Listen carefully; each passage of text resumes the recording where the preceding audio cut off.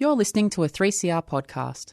3CR is an independent community radio station based in Melbourne, Australia. We rely on the financial support of listeners like yourself to keep going. If you'd like to support diverse voices on your radio, go to www.3cr.org.au for more information and to donate online. Stay tuned to hear the rest of your 3CR podcast. Evil minds that plot destruction, sorcerer of death's construction, in the fields of bodies burning, as the war machine keeps turning, death and hatred to mankind, poisoning their brainwashed mind. Welcome to the Anarchist World This Week, broadcast across Australia on the National Community Radio Satellite. Listen to the Anarchist World This Week, Australia's sacred cow slaughterhouse. Listen to analysis of local, national, international events. Listen to analysis you'll never hear anywhere else.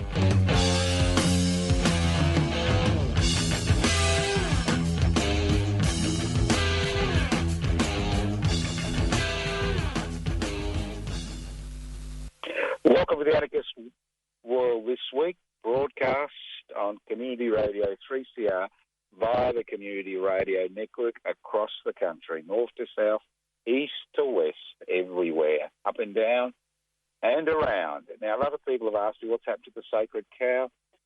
Well, she's decided to live with the Martians. She doesn't like it down here on Earth, so we won't be seeing her for a number of months until social isolation has got rid of. Now, this program is podcast. You can access the podcast by going to 3cr.org.au. And if you're wondering what anarchy is all about, anarchos without rulers, a society without rulers is a society which is based on equality in power and wealth. Power and wealth. Power and wealth. Power and wealth. That's what it's all about. That's a society without rulers. So you need to develop power and share wealth. Now, you need to have a little bit of patience. I'm kind of sitting in the middle of nowhere. I've got a mobile phone on my lap, some stuff coming out of my ears. I'm trying to broadcast through Community Radio 3CR to the rest of Australia through the Community Radio Network, which isn't an easy task, obviously, but it's important that we continue to look at what's happening in the world around us. It's very important that we continue to look at the world around us and decide what to do. Yes, yeah, because it's becoming extremely difficult to kind of live any type of life. I'll give you an example. I saw a particularly interesting picture in a cartoon in Sudan, and I'm going to talk about that because I want to talk about the IMF and the World Bank cannibalising the third world. And it was quite fascinating to see this lineup of hundreds, if not thousands, of women waiting to buy subsidised bread, 1 Sudanese pound for 70 grams. That's right, 1 Sudanese pound for 70 grams, while the average wage of the most Sudanese would be about £30 a week, if that. No social distancing, unable to social distance because obviously the economic considerations sometimes outdo the health considerations. So why do we find ourselves in this situation where so many people around the world are so ill-prepared to deal with the pandemic? And a lot of the blame needs to be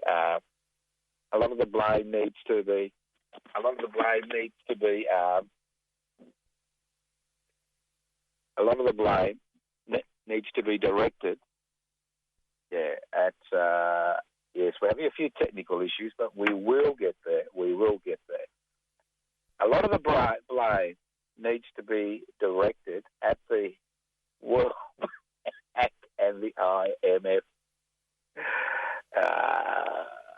Yes, we're having a bit of fun here. Not really. So why? Well, over the last 40 years, the World Bank and the IMF have been lending money to developing nations and third world countries around the world on one condition, that they accept a structural adjustment program. So what is a structural adjustment program? Well, a structural adjustment program means that they have to sign up to privatisation and deregulation. And one of the areas that the World Bank and the IMF have been really, really active is in dismantling public health systems around the world and attempting to privatise public health systems.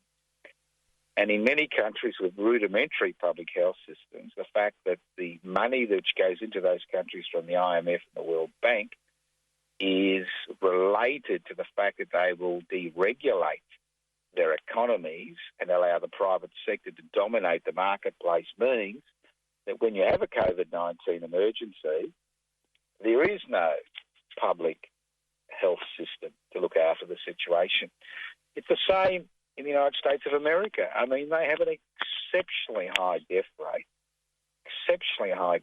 and a high infection rate. And to a large degree, it is directly related to the fact that they don't have a public health system. And as I've said consistently on this program, one of the main reasons that Australia has been able to deal with the COVID-19 crisis in a relatively efficient manner isn't because of the Morrison government, but it's because we've had a public health system, because we've got a pharmaceutical benefit system, because we've got a national medical insurance system called Medicare, which gives each and every Australian, irrespective of the amount of coins in their pocket, access to a reasonable standard of healthcare and in an emergency, a great standard of healthcare. And to a significant degree, this has occurred not because the Liberal National Party of the ALP. This has occurred because of people like you and me that have been involved in campaigns decades after decades after decades, initially to defend and extend Medibank, which was the initial name of the system, and now defend and extend Medicare. And I remember about 15 years ago, people I was involved with and myself were pilloried in the press. We were investigated by ASIO because we had the audacity to be involved in a successful campaign during the Abbott era to defend and extend Medicare. So don't think that we find ourselves in this particular situation because positive situation. Don't think we find ourselves in this positive situation because, of the government helping us. It's because we have been involved in specific campaigns which have been directed at opposing globalisation and privatisation and globalisation, privatisation, deregulation and corporatisation. So it is tragic to see what's happening in the developing world as COVID-19 begins to spread out of Europe and the United States of America into the developing world. And it's quite devastating. It's just not just devastating in economic factors, but also health factors. And to a significant degree, the blame should be laid directly on the shoulders of the International Monetary Fund, the World Bank, the G20, all these organisations which have been lending money on the basis of countries deregulating. Exactly. That's the way it's been. That's the way it has been, and now we are seeing the consequences. Now, it's interesting that the neoliberal dinosaurs, although we believed we'd driven a stake through their hearts, is now attempting to come back, have a second coming. And I've been amazed. I've been amazed at the amount of. I've been amazed at the response in many regards to the current crisis, because I think, and many of the people who listen to this program think, that it's no longer going to be business as usual. It shouldn't be business as usual. No more business as usual. And it was interesting to hear the Governor of the Reserve Bank, Mr. Philip Lowe, the Reserve Bank of Australia, Mr. Philip Lowe, talk about increasing deregulation and, more importantly, use the term labour flexibility, which is a fancy word to say is destroy what's left of the trade union movement so we can actually push working people around, because they know they've got a problem. They've got a real problem. They've got a taxation problem. They know that this $1 trillion they put out to keep the country relatively stable over the next 6 months needs to be paid back, and they're already working out ways that this should be paid back. And they're not concentrated on the corporate sector. What they're concentrating is on you and me. And that's why you hear discussions about increasing GST. You hear discussions about changing the taxation system. And the list goes on and on. Because currently we are in a particularly difficult situation as far as not only health, but as far as the economy is concerned. Because the dilemma is, when do you free up the economy? And more importantly, when do you pay back the piper? And if it's going to be business as usual, there's going to be a lot of pain.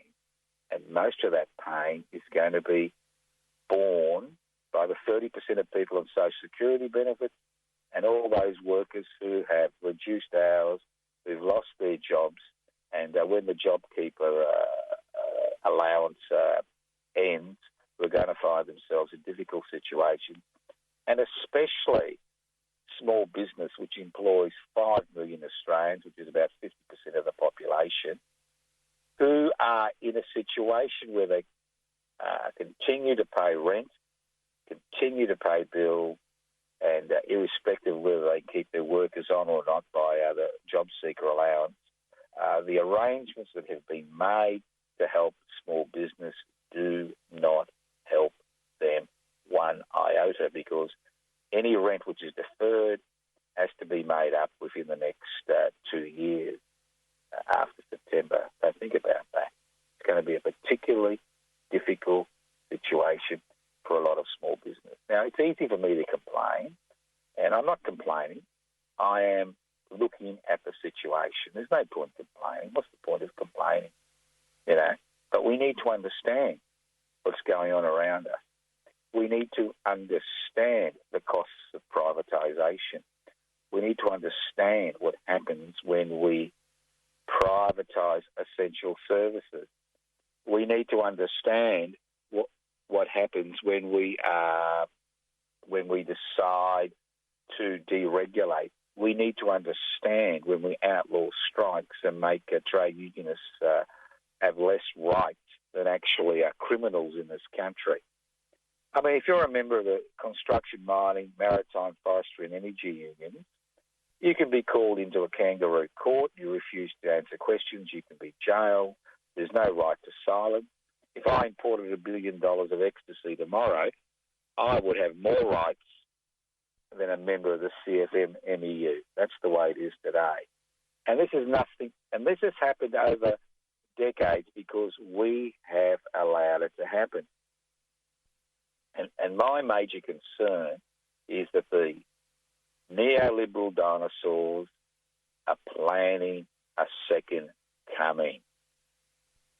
And their Trojan horse, Mr. Philip Lowe, the head of the Reserve Bank, he stated quite clearly what they want to do. They want to change the taxation system, which is code for increasing GST, which has a maximal effect on people who have no disposable income, because they're paying a huge percentage in terms of their income. It means that whatever is left of the trade union movement is put on the chopping block and cut to pieces. It means removing regulations which have protected people for generations, and Mr. Lowe called for the removal of regulations, then we can actually see the current Liberal National Party and to a lesser degree the Australian Labor Party and the Greens kind of line up behind these ideas. So we are in a position of change, and whenever there's a crisis, there's opportunity. There's opportunities to go backwards, there's opportunities to go forward. And as I've said over and over during this program over the last 2 months, irrespective of social distancing, regulations, irrespective of the closing down of about a third of the economy, the fact is that we are at a crisis point. And will it be business as usual? Will it be more business as usual? Will it be more power to the corporate sector? Will it be more power to people in authority? Will it be more draconian legislation by governments at the state and federal level? Will it be more ordinary people shouldering the burden of the cost of COVID-19 crisis? Or will we be part of a movement to create a new world? That's right, a new world. Now, I've been quite heartened over the last 2 weeks after a slow beginning, but I've been very heartened by the response of people to public interest before corporate interest. And as I said before, we are trying to change the political, social, cultural dynamics in this country, to move away from privatisation, to move away from globalisation, to move away from deregulation, and to move away from corporatisation. That's what we have been attempting to do with no success. There's one thing it's realistic. But in the last few weeks, we've seen membership in public interest before corporate interest increase. Currently, we have 420 members on the electoral roll. We need another 130 to register as a federal political party. Now, it's important to remember that public interest before corporate interest is not just a federal political party. It's not just a political party. It is also a social, political and cultural movement that is designed to change the political, social and cultural discussion, dynamic and structures in this country. That's what it is designed to do. Now, a lot of people say to me, what's the point, Joe? They always win. Nothing will change. Or they say, I'm just too frightened. I don't know what the consequences will be for me. Well, if everybody fought like that during human history, we'd still be in the Dark Ages. We'd still be in a situation where you'll still be in a situation where nothing changes. Now, could you imagine 300 years ago when the Quakers started the anti-slavery movement? I'm sure everybody said to them, you people, you'll get nowhere. They got somewhere. It took time, but they got somewhere. Do you imagine after the Second World War when Australian troops came home and they were homeless and they said, we want a public health, we want a public housing in this country, and we want it to be expanded quickly? You think if they didn't ask and push and shove that things wouldn't have changed, although currently we have governments which believe that public housing should be privatised, especially the Victorian government, which is the worst government in Australia regarding public housing, Labor Party or no Labor Party led. Do you think we would have this health system we have today? I'm old enough to remember when people had to pay to access a public health system. I'm old enough to remember when Medibank was first introduced, doctors screaming that it would be the end of private medicine as we know it. I remember when the pharmaceutical benefit scheme was introduced, where people couldn't actually afford medication. And even today, 30% of people still can't afford to fill their scripts, and the list goes on and on. Do you think that what we have today would have been here if we hadn't struggled for it? I say to people, if you want to put a stake through the neoliberal dinosaur's heart or the neoliberal vampire's heart, if you want to stop the second coming of the neoliberal dinosaurs, and they're planning for a second country, and they want to give you the same medicine, deregulation, privatisation, corporatisation and globalisation, well, then we need to stand up. We need to stand up as individuals. We need to stand up as groups. We need to stand up as families. We need to stand up as members of this community. And we need to change the agenda. What COVID-19 has proven is that the economic direction, the social, cultural direction we have pushed for the last 40 years, not we, they have pushed, those in authority have pushed, has spectacularly failed to deal with the crisis. Spectacularly failed. And we're at the very beginning of this crisis, not the end. And as I said last week, there's an economic cost, there's a health cost, and there's a security cost in terms of increased government intervention in day-to-day life. So it's essential that we put up different demand. It's essential as soon as the legislation regarding people gatherings is lifted that we take to the streets and put forward these demands. And what public interest before corporate interest does is actually allow people to come together and put these demands as a viable response to the situation. Now, I know a lot of people keep saying that there's no point. Well, there's no point. What's the point of me sitting here talking to you for the last 40 plus years, 43 years? There is a point. If there is no push, there is no shove for change, there are no new ideas, nothing will ever change. So there is a point. And if you may be feeling socially isolated, you may be feeling depressed, you may be feeling as if it's all pointless. The issue is, what are we going to do post-COVID-19?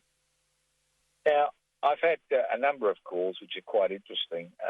I do get occasionally interesting calls, and you can leave a message on 0439 395 489. 0439 395 489. Leave a message and I will get back to you. Maybe a day or two, but I will get back to you. You can also write to me at Post Office Box 20, Parkville 3052. You can email me at anarchistage@yahoo.com, anarchistage@yahoo.com, or you can email me at info@PIBCI, PIBCI.net. And don't forget that this program, The Anarchist World This Week, is podcast. You can access the podcast by going to 3cr.org.au, 3cr.org.au. And let's not forget to thank all those wonderful people, the Community Radio Network, who ensure that The Anarchist World This Week is broadcast across Australia every year. Without them, we would be nothing. Without them, we would be nothing.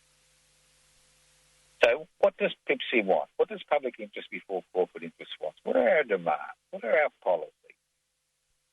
Well, our first demand, and it is a demand, is for a universal basic income. If there's one thing that the COVID-19 crisis has taught us, that in a capitalist society, if there isn't a universal basic income, there is disaster.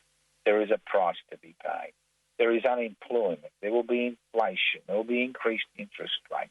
There will be people who lose their livelihood within a blink of an eye. And if there is nothing for them to fall back on, let's not forget that over 50% of Australians wouldn't have $200 in the bank at the end of the week. Let's not forget that. If there isn't a universal basic income, which is paid to every adult, and obviously adjusted for the number of children you're responsible for, there is no way that we can actually survive or cushion the majority of the population from a natural disaster, from war, from pandemics, and the list goes on and on. So we are in a position to actually have a universal basic income. So instead of talking about increasing the GST, what we should talk about is the impositions of new taxes on those that have done very well over the last 40 years. And let's not forget that 40 years ago, if you're an investor, you invested $1 and you made a profit of that dollar, 66 cents of that profit would actually go to the worker who made the profit for you, and 34% would go to you. 40 years later, the equation has been turned on its head.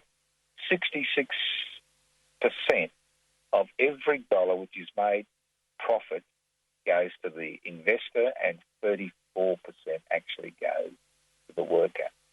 So there is a lot of fat in the corporate sector. We wouldn't have these rich billionaires in this country, and there are a number of billionaires who've grown fat on the labour of other people, if we had a fair taxation system. So we need to work out a way to fund a universal basic income. And the best way to fund a universal basic income is with a 1% turnover tax.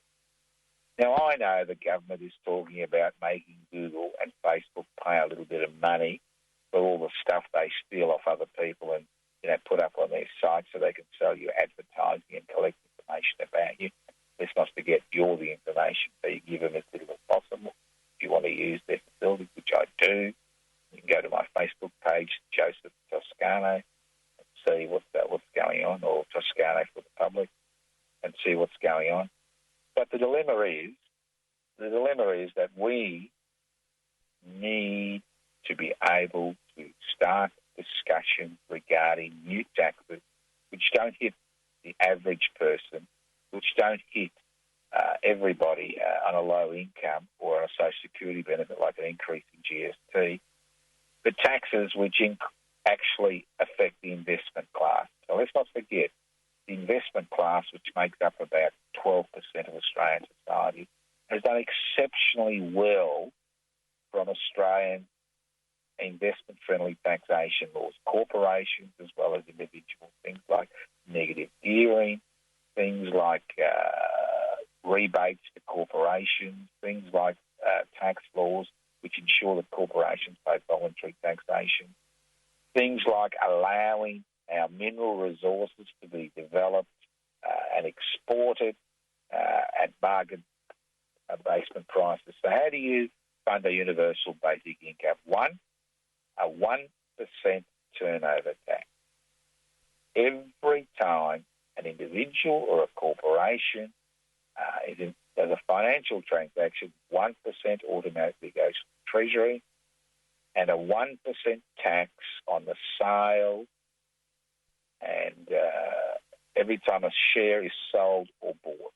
Now, you could actually raise over $300 to $350 billion from the introduction of these two new taxes, and they would fund a universal basic income.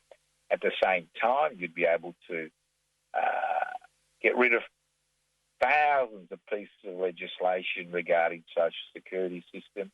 You could close down Centrelink. You could decrease the number of people in the public service. You wouldn't have to wait 3 days to get through the Centrelink on a telephone, and the list goes on and on. Because you wouldn't need it, because every individual would receive that universal basic income on a fortnightly basis in their bank account. And let's not forget that everybody,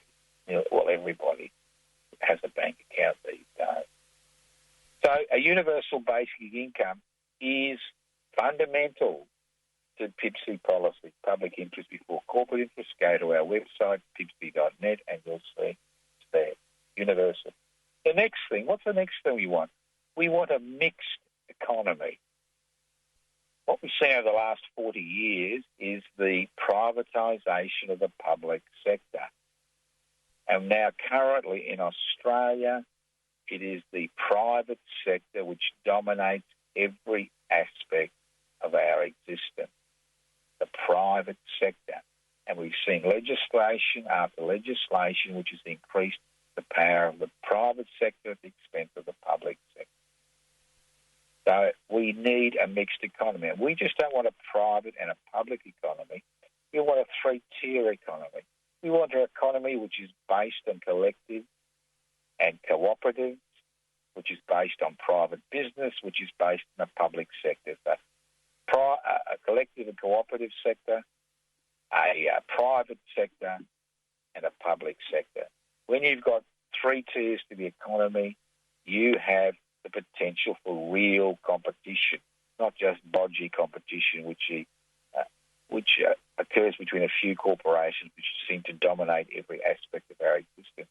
Now, I don't know if you're a bit of a shopping centre guru. I don't go often, but I do like, when I drive past them, I look at the advertisements, and I do notice the same names appearing over and over again all over Australia.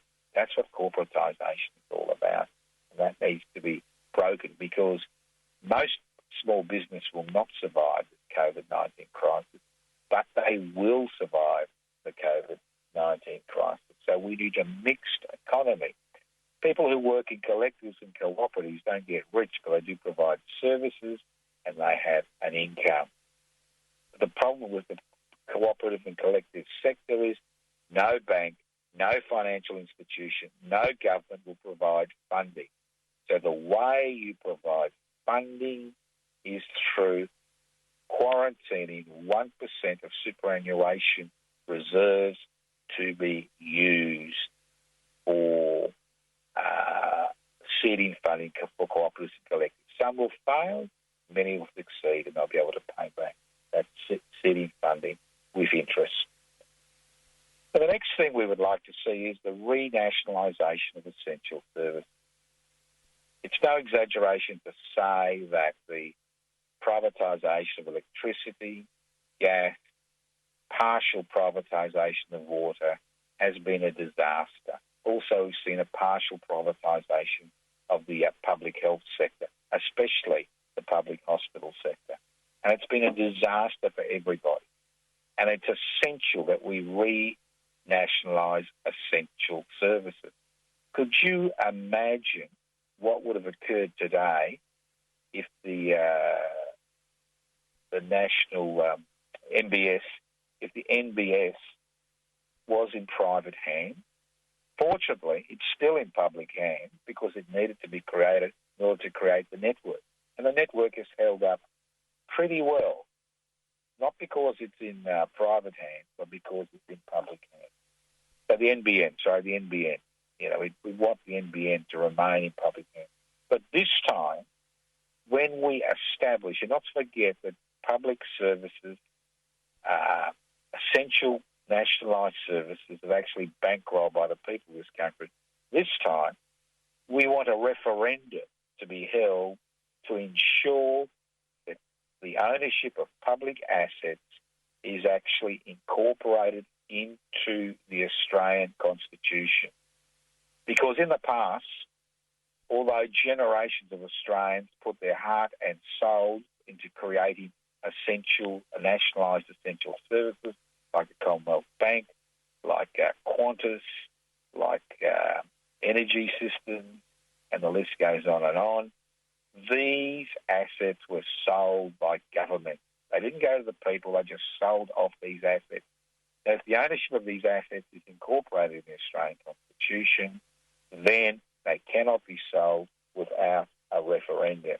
And I can assure you that the Australian people are smart enough to realise that it's better to have essential services owned by them than governments which come and go. So that's something we should be thinking of. Now, another thing that we are very interested in as a social movement, a political movement and a political party is our natural resources. Now, many countries have wealth funds. We have a wealth fund that's really not worth crowing about. I find it extraordinary that we have billionaires created from the exploitation of mineral resources which are owned by the people, because anything underneath the ground is not yours, it's actually owned by the state. But we have seen over and over again, whether it's coal, whether it's gas, whether it's diamonds, whether it's gold, whether it's iron ore, whether it's bauxite, whether it's uranium, whether it's rare minerals, and the list goes on and on, minerals, sand, and the list goes on and on.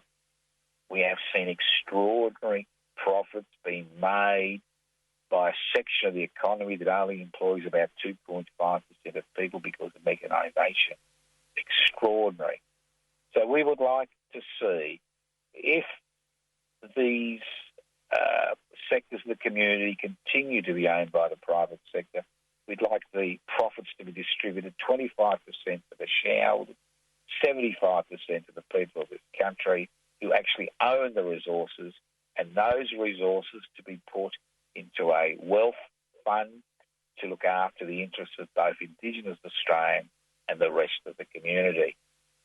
Could you imagine what we could do as a people, as a nation, if 75% of profits which were created from mineral resources which we own, theoretically, were used for the public good, not for the wealth of individuals and major shareholders in these corporations. So these are some of the ideas that we want to put forward at this critical moment, because putting the interests of the many, which is the public, before the interests of the few, guarantees that we create a secure, stable society which is able to weather the winds of change, which is able to deal with the climate emergency, which is able to deal with natural disasters, which is able to deal with pandemics. And if we continue to have more business as usual, which is what the governor of the Reserve Bank and the Morrison-led government is all about, look at their response to the demise of Virgin Australia. Look at their response. It's the same old ideologues who've been forced to make some allowances for the Australian people during this economic situation. So it's time that we had different ideas out there for debate. Now, I'm not saying it's easy. It's not easy. It's exceptionally difficult, especially when you've got a government-gelded ABC and a corporate-owned media which continues to fly the deregulation, privatisation, globalisation, corporatisation flag every minute of the day, 24 hours a day, 7 days a week, 365 days a year, 360 days in a leap year.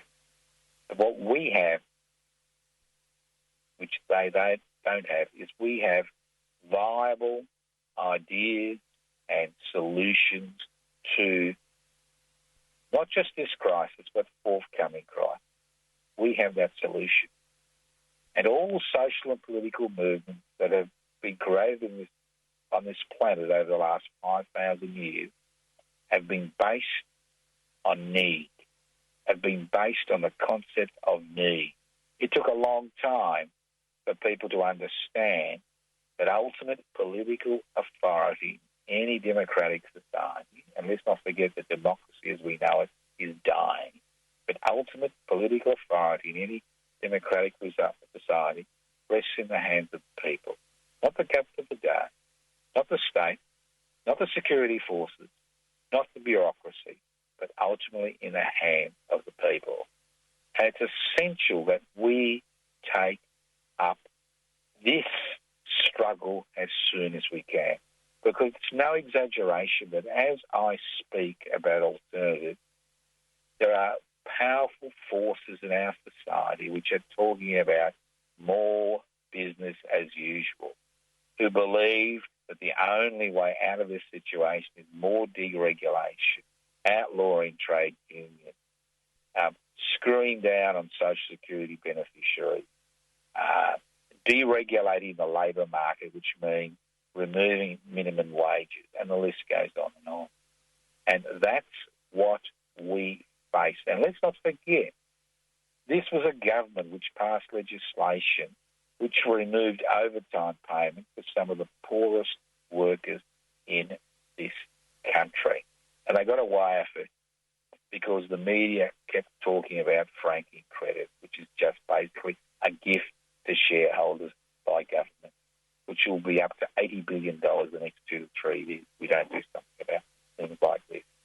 So let's not forget that we are in a difficult situation. And what the COVID crisis has done, it's highlighted the situation. And we don't want more business as usual. Now, you're listening to the Anarchist World this week, broadcast across Australia by the Community Radio Network. This program is streaming live via the Community Radio Network. The program is podcast. You can access the podcast by going to 3cr.org.au. Now, I've been very pleased with the response, the public response for increased memberships as far as public interest before corporate interest is concerned. It is our intention to apply for registration as a federal political party by the end of September. If we can't do it by then, by the end of the year. We currently have 420 members on the electoral roll. We've had memberships been rolling in the last 2 to 3 weeks. It's important that you keep sending, if you listen to this program and you want to change the direction of the society, that you think very seriously about joining public interest before corporate interest. We're very interested in recruiting people who are on the federal electoral roll because we need 550 people before we apply for registration. We currently have 420 members on the federal electoral roll. We need another 130, which won't take long if you take this seriously. This is a great opportunity. It is an opportunity. People are thinking, they're reflecting. This is the honeymoon period, believe it or not. Social isolation, social distancing is the honeymoon period. People realise how difficult things are going to be for them at the end of 6 months or 9 months when the economic factors hit you. Look, I still get extraordinary number of bills coming in. Nobody's offered me a reduction or anything. Unfortunately, occasionally I have to use Transurban. They've offered no reduction. You still got to pay all your bills. There's no reduction in the rate. Business people who pay rent, who've got leases, can't break those leases. People who've got to pay rent are expected to catch up on that rent in the next 2 years. And in Australia, if you walk away from your mortgage payments, the government, the bank or the lending institution can hassle you for all eternity, for the rest of the money, until they bankrupt you. So this is the honeymoon phase. This is the health phase. This is the honeymoon phase. It's important you keep yourself safe. It's important that you keep yourself healthy. It's important that we keep ourselves and our family and friends safe, because the political struggle, the social struggle, which will occur once this COVID-19 crisis is over, is going to be huge. And it's going to determine what type of society we are going to be for the next 50 to 100 years. It will determine whether we can actually deal with the climate emergency. It will determine whether we have a fair society. It will determine whether we have essential services which are publicly owned, and the list goes on and on. And as I said before, we need your support. I can't do it by myself. You can't do it by yourself. We need thousands of people, tens of thousands of people. We need to create this grand social movement. We're not talking about revolution. We are talking about basic political reforms which can be introduced under the current constitutional arrangement. This is a reform movement, not a revolutionary movement. You can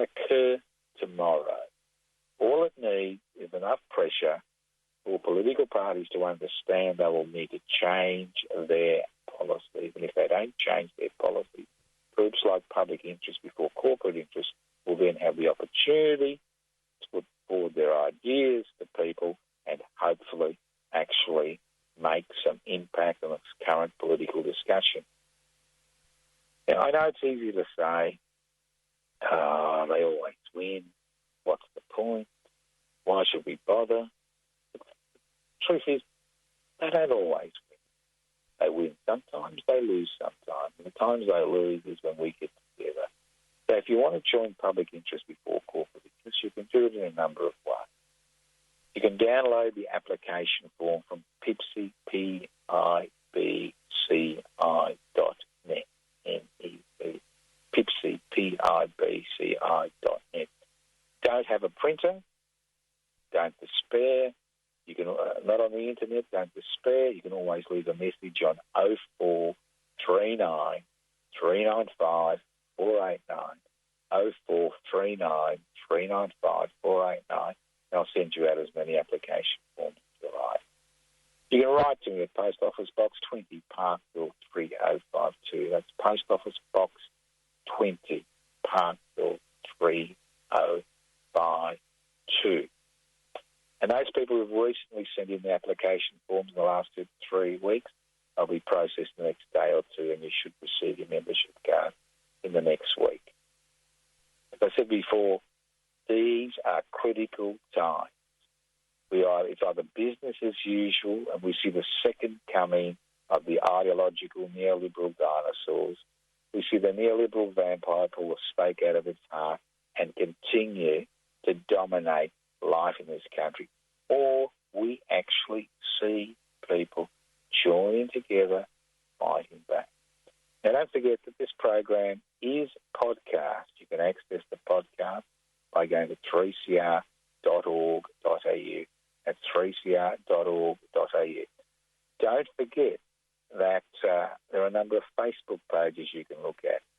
Joseph Toscano. That's Joseph, Joseph, Toscano, Toscano, Toscano for the public. Defend and extend public housing. Public housing, everybody's business. You can go to the Anarchist Institute website, anarchistmedia.org. You can actually go to PIBCI.net, the web page.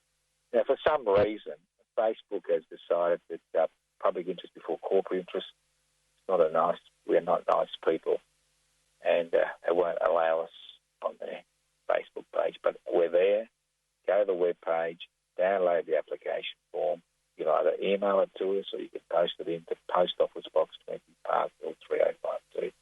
Now, a few warnings. Whenever there's a crisis, people exploit that crisis for their own personal benefit. And there are a number of things happening around the country today that you should be aware of, where we are seeing people exploiting the current situation. The first one is in the environmental stage. Deforestation has actually gone crazy. Around the country, we are seeing native forests ripped down because there's no anybody to keep a tab on things. Everybody's sitting in their virtual offices doing virtual things, not going out and doing things. So the forestry industry is taking advantage of this situation. Logging coops, which haven't been able to log for a long time, and a lot of people in regional and rural Australia, especially large landowners, have been using this opportunity to actually rip down old growth forests. So think about that.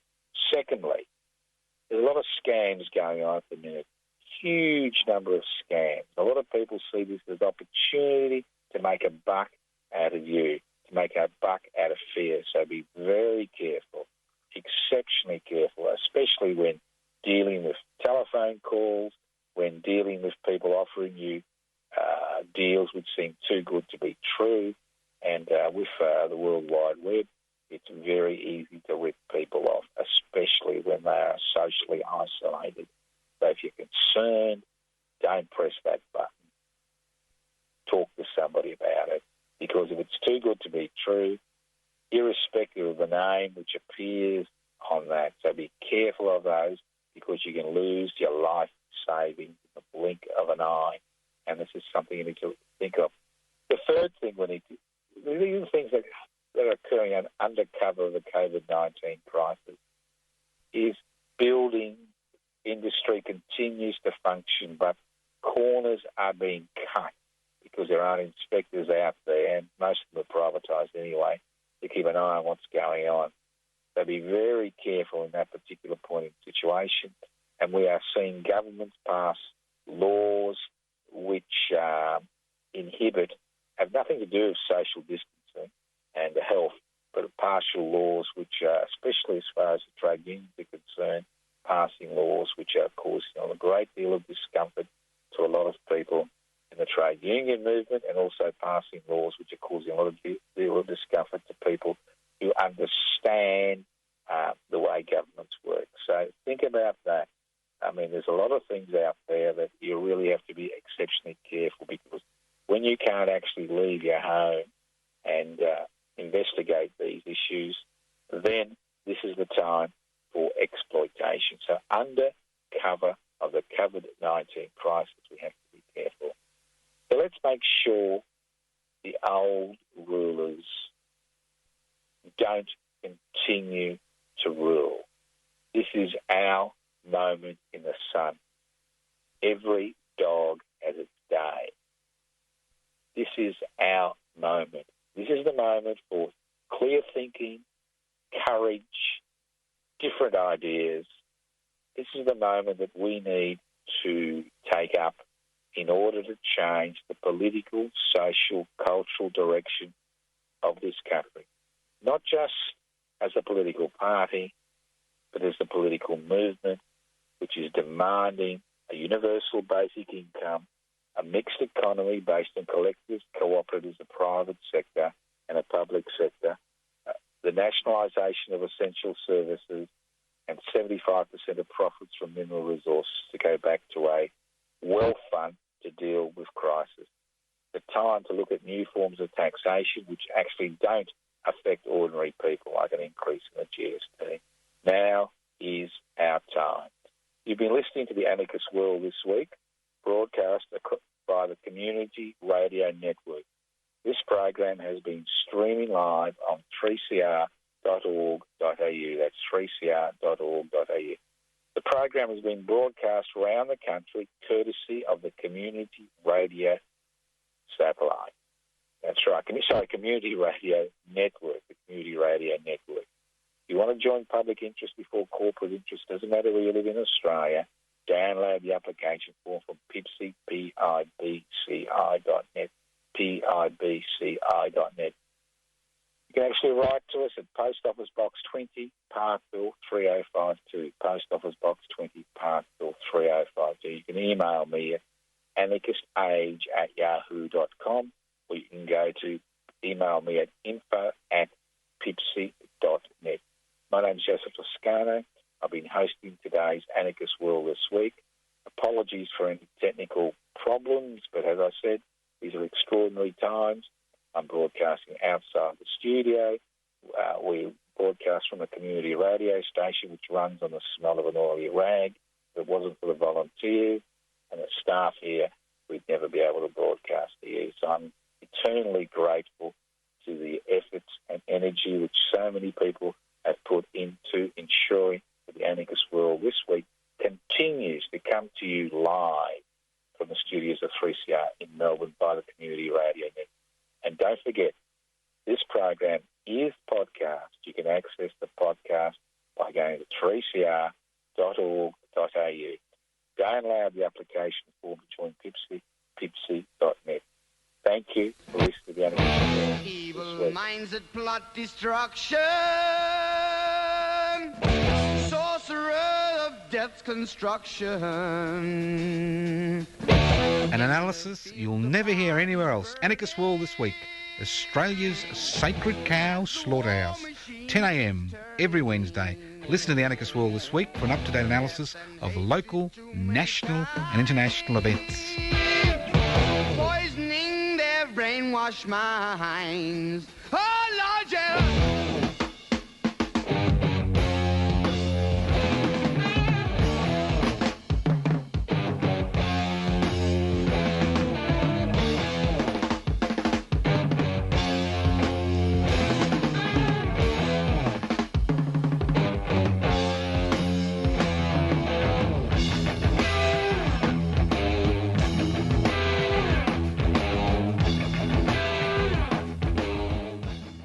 You've been listening to a 3CR podcast produced in the studios of independent community radio station 3CR in Melbourne, Australia. For more information, go to allthews.3cr.org.au.